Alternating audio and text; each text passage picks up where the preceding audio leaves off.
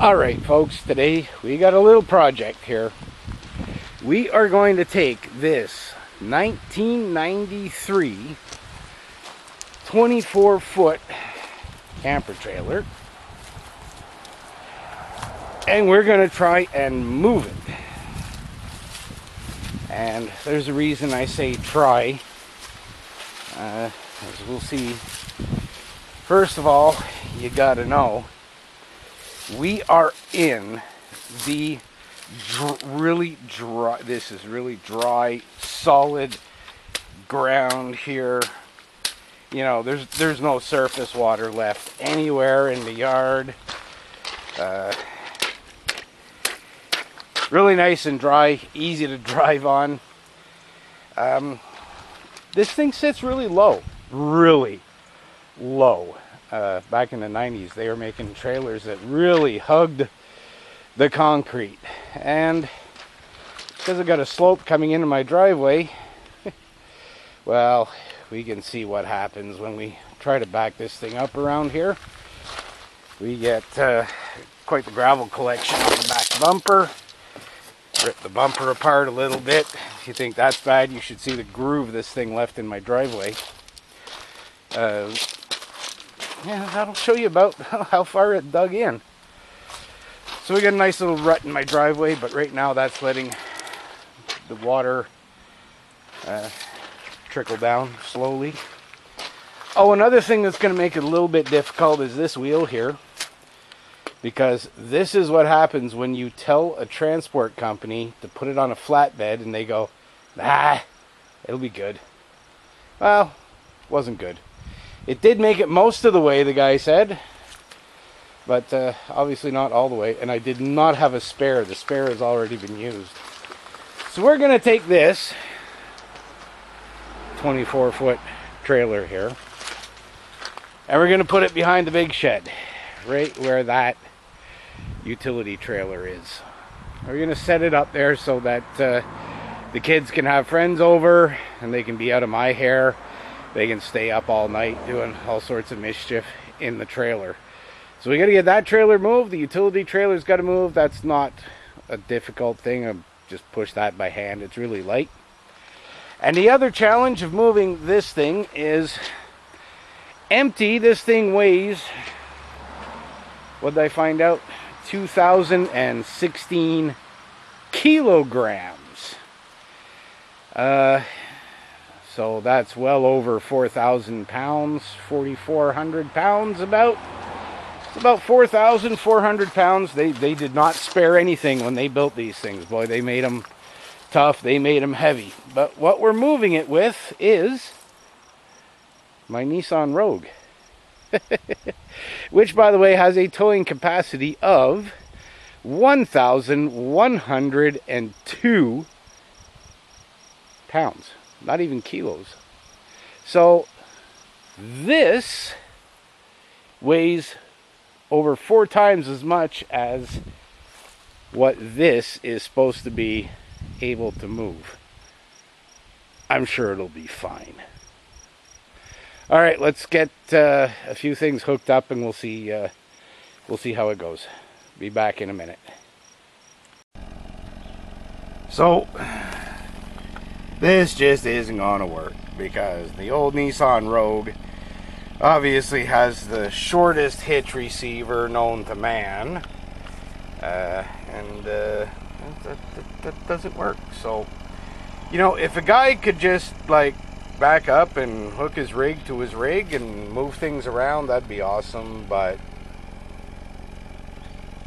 nope, can't be done. All right, oh, the best thing to happen in Quebec over the past 40 years has to be the recent arrival of Princess Auto. So we're going to go get an extension and see if we can rig something up here and get this thing moving. I'll be back in a couple of hours. Alright, we're back. Here we go. And because, you know, when you live out in the sticks and your backyard looks like this, nothing's close. That includes Princess Auto. So drive into the city, get myself a, but that thing cost me probably like 65 bucks just to move a trailer. Well, it is what it is. We're gonna try and get them hooked up. We'll gather up this space between them here, hook one up to the other, and we'll get things going. Be right back. Alright, well, we've got everything hooked up to the back of the old Nissan. And of course, everything's been double and triple checked. You know, we know that, you know, the ratings on everything from here all the way up to there, everything's good, everything's perfect, it's all rated for whatever we're doing here. No, not really, but it's fine. All right, let's get to moving this thing, see where she goes.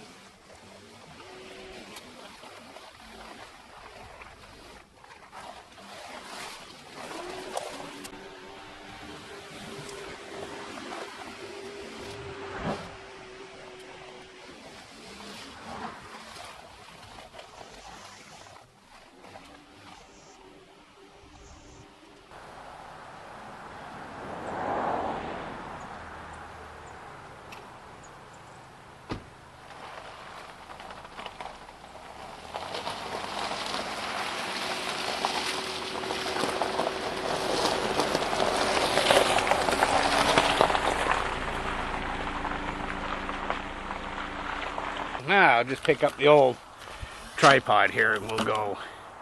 So I got her pretty much where I wanted her. She's behind that big shed. She's hidden from the street, which, not that I'm ashamed to have her or anything, it's just nobody needs to see that I have that. So that's one reason for putting it around here for now. It's going to go somewhere else after a while, but for now, this will get things done.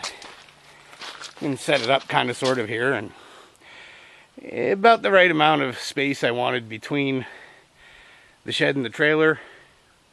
I didn't want water coming off and dripping off of the roof of the shed onto the shed of the trailer. Not that I know it leaks, but you know, why tempt fate? And as you can see, we got it put right exactly right in the freaking mud. Perfect. You can see how badly it was dragging some of the gravel with it there. Big pile of gravel under one side. Of course, traveling around with that blown tire, that didn't help much either, but so here we are. Sticks a little bit. It's a little bit longer than that shed is. That's all right. But we got her in. There's that tire is actually still on. I actually thought that tire might have ripped right off completely. And yeah, I think it actually started to do that. Yeah, I wouldn't go more than a couple more feet with that tire, but hey, she made it here, and this is where she's going to sit for the next little while.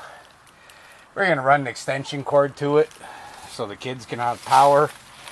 They bring their friends over. They can stay out of my hair, fart around in the trailer for a while. You see a piece of plastic on the ground? No, I didn't. We'll just pretend we didn't see that. Alright, well, it happened. It was fun, but it happened. I'll tell you, the Nissan, she smells really warm. This was locked. Yeah, I don't have the keys on me, so. She was smelling warm doing that. Probably the transmission. One day I will come back and we will put a piece of wood under that plate or something. Because she's going to sink here. She's going to sink. Nice wet. And yeah, you saw me going back and forth a few times. It wasn't because I can't drive or I can't back up. But these freaking rocks that keep rolling off this hill, they were kind of in the way. At one point I had to get out and roll a couple of them away from the Nissan because I was going to roll over them. And I think one of them, I think I started to climb one with the car till I realized the front end was going up on one side. Anyway, that's it. That's done. This video was more for Shay's enjoyment because he wanted to see that happen. He didn't think the Rogue, I don't think he believed me that the Rogue would actually move it and push it. But it did. I wouldn't take it on the road for sure like that, because it was quite the impressive angle that the car was sitting on. But it did move it, so there you go, Shay.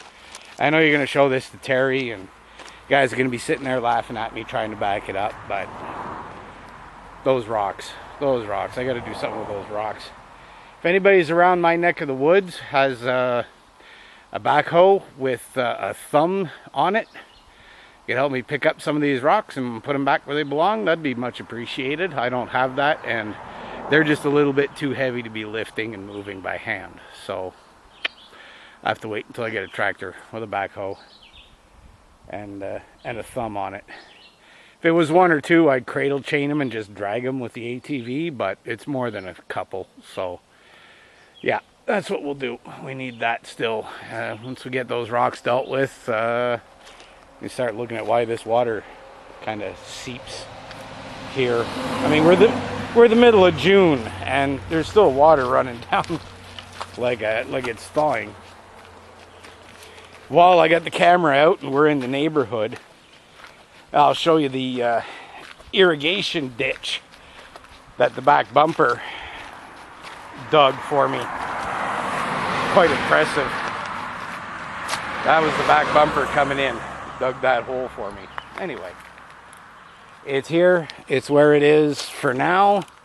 Hopefully by winter we'll have it moved all the way to the other end of the property. But for now it's sitting there and it's just fine. So, alright. Have a great day, folks. And we'll see you all at the annual Preppers meet in July.